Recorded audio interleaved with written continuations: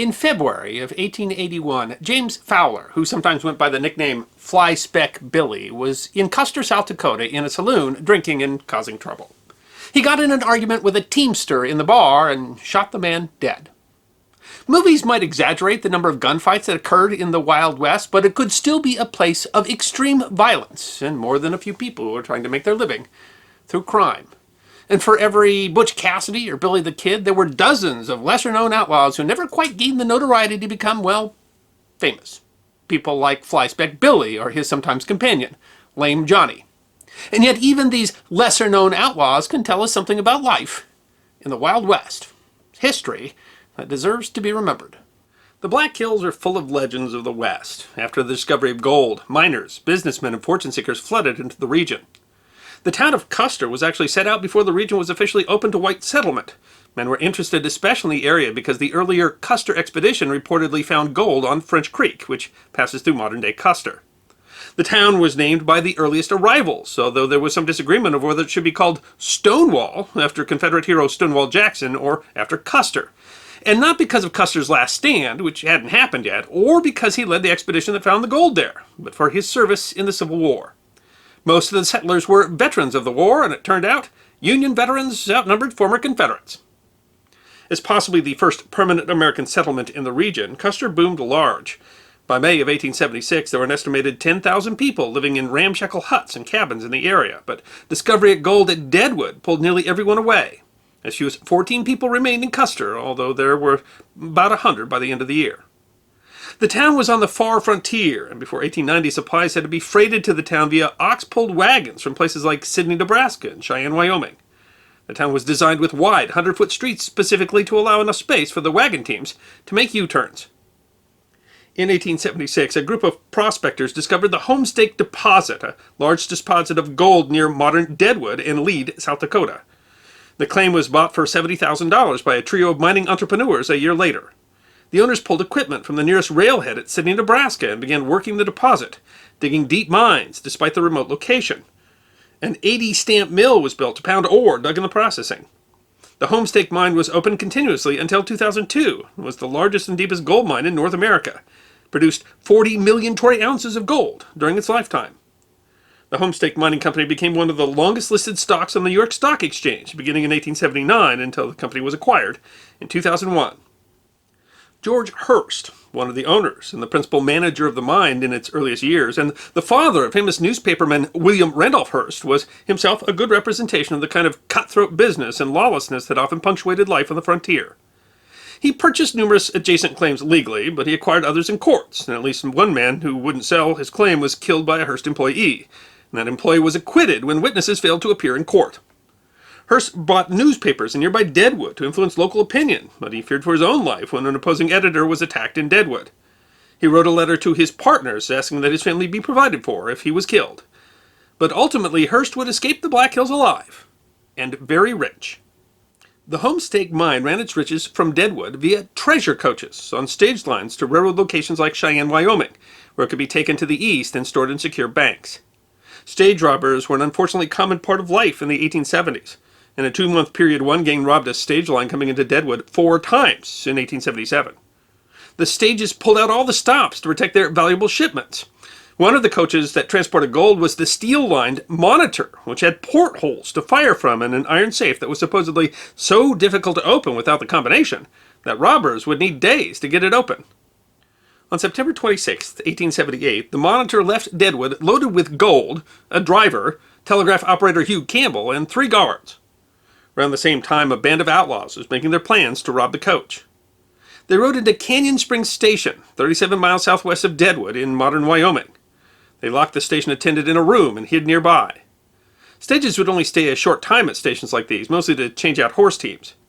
The driver and the guard riding shotgun jumped down from the coach to investigate the absence of the attendant, only to be ambushed.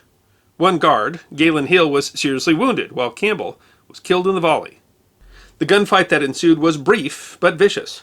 Gang member Big Nose McLaughlin was killed, and another member reportedly injured. The bandits still eventually managed to get the guards to give up the coach and commandeered it. They opened the safe, so much for being impregnable, and discovered that they had just made a once-in-a-lifetime haul. Inside the safe was hundreds of dollars worth of jewelry, diamonds, $3,500 in currency, and 700 pounds of gold, dust, nuggets, and bullion. The stage company estimated the value of the stolen goods at $140,000, equal to about $3.8 million in inflation-adjusted 2021 dollars, although the value of the gold is likely to have been considerably more than that.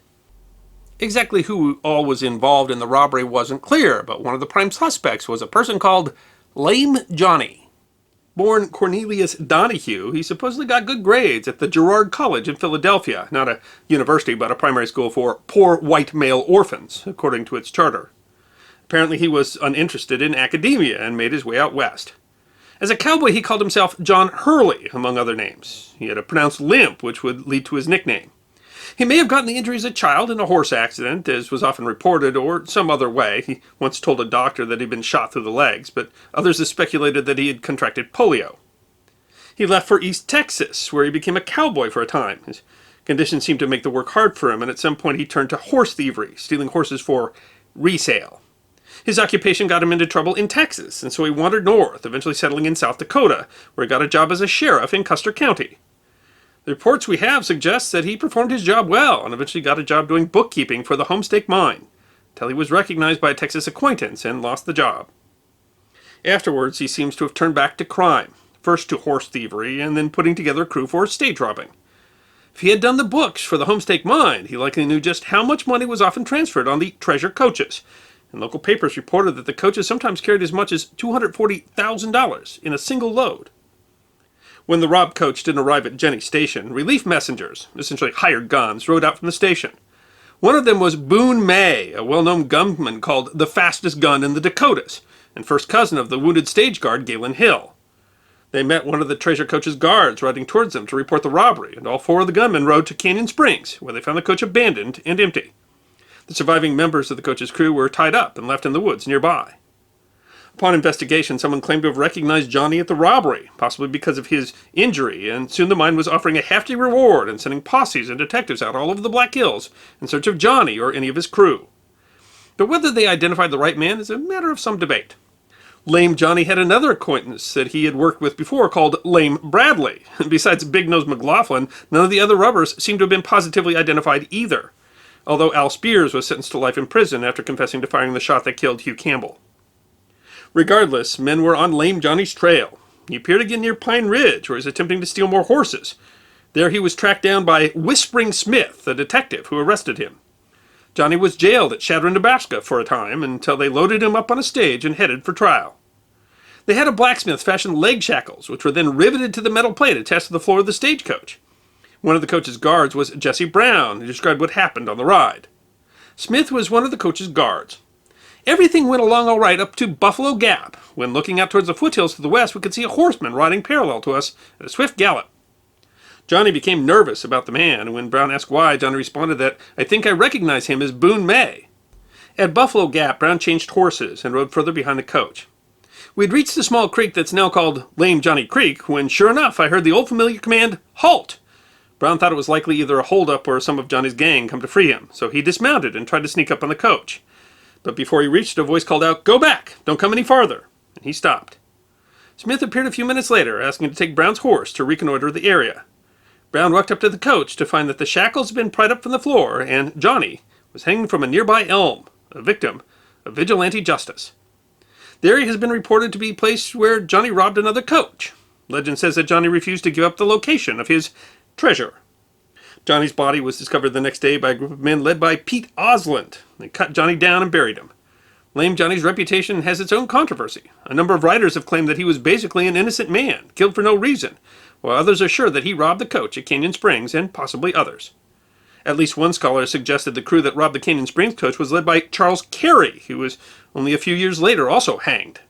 As for Johnny's treasure, some weeks after the robbery, the mine reported that 60% of the stolen goods had been recovered, but several gold bars remain unaccounted for. Rumors remain that it's buried somewhere in the area. I grew up in the Black Hills, and we were always told that Lame Johnny's gold was buried under a flat rock along a stream. I turned over a lot of flat rocks in my youth. Johnny wasn't the only member of his crew to find a similar bad end. Another acquaintance and possible robber was Flyspeck Billy, described as a desperate character, an outlaw connected with Lame Johnny. Billy was born James Fowler, but became known as Flyspeck Billy because of his unkempt appearance and a sprinkling of dark freckles on his face. He hung around the Black Hills, reportedly stealing horses and committing other crimes, some with Lame Johnny. In February of 1881, he begged a ride aboard a coach with some freighters led by Abe Barnes. He said he was trying to get to Custer. Barnes let him join him. They arrived in Custer that afternoon, and Billy went to saloons and establishments, generally making a nuisance of himself. Billy was able to get Barnes to give him his pistol after claiming he needed to be able to defend himself. Flyspeck Billy then went about with a gun. About every man who saw him during that evening had the pistol stuck in his breast, the Custer Chronicle reported. He later reportedly fired the gun 3 times, demanding that a man drink with him. Later in the night, he returned to Abe Barnes, who was playing billiards. The words, "Come take a drink," and the shot were simultaneous. Billy shot Barnes dead, right in the saloon. Barnes cried, "Oh, I am shot," and ran a few steps before he fell over dead, killed by his own pistol. Billy attempted to flee, but was hit over the head and knocked out cold, was sent directly into the arms of Sheriff Code. After his arrest, Code held him for hours at a nearby saloon before attempting to transfer the prisoner, but found himself and several deputies overpowered when they tried to bring Fowler to the sheriff's cabin. Flyspeck Billy was taken towards the nearest tree as rapidly as 20 men could haul him and strung up near French Creek. The Custer County Chronicle reported that it was the most thrilling and exciting scene that Custer has witnessed. No one was ultimately charged because no one would identify any of the attackers. To give you an idea how complex the Wild West was, Daniel Boone May, who developed such a reputation as a lawman in the Black Hills, eventually immigrated to South America, where he was hunted as a murderer, killing first a Peruvian army officer and then later a Brazilian man in a fight over a woman. He reportedly died there of yellow fever. The stories of Lame Johnny and Flyspeck Billy are representative of hundreds of other stories in the Wild West. The Black Hills robbers were often pursued across state lines. Some of them were killed in gunfights, some were brought back to trial, but others found vigilante justice at the end of a rope. Saying that the Wild West was lawless might mean that it was a place where there was opportunity for crime, but it also meant that vigilantes could punish criminals outside of a system of justice, which is its own kind of lawlessness. I hope you enjoyed this episode of the History Guy, short snippets of forgotten history. And if you did enjoy, feed the algorithm by making a comment or clicking that like button. If you have suggestions for future episodes, please send those to our suggestions email box. Check out our webpage at thehistoryguy.net. And of course, we're on Facebook, Instagram, and Twitter. You can book a special message from the History Guy on Cameo and check out our merchandise at teespring.com. And if you'd like more episodes of Forgotten History, all you need to do is subscribe.